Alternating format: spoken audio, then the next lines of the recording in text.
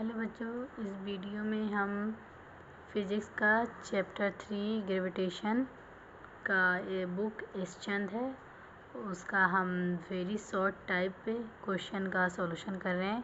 Question number 28 क्या कहता है, what do you mean by term freely fall. मतलब आप टर्म फ्रीली फॉल से क्या समझते हो। तो इसका आंसर होगा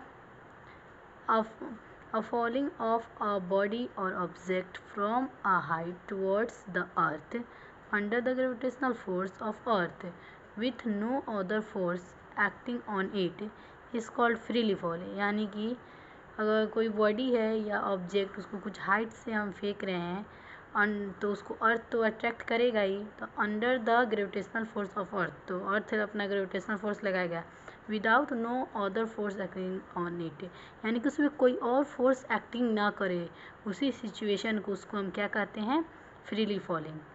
फिर 28 का ए था और बी में क्या पूछ रहा है, during freely fall will heavier object accelerate more than lighter object once.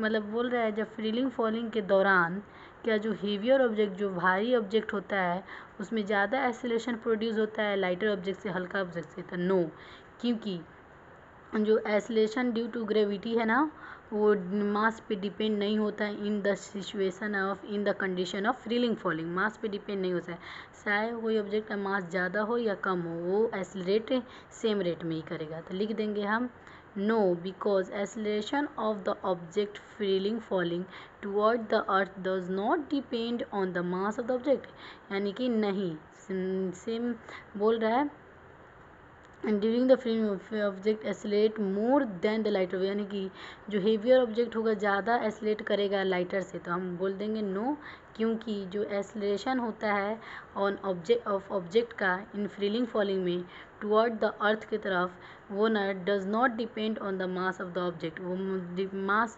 Object के मास पे डिपेंड नहीं होता है। ओके बच्चों, थैंक यू।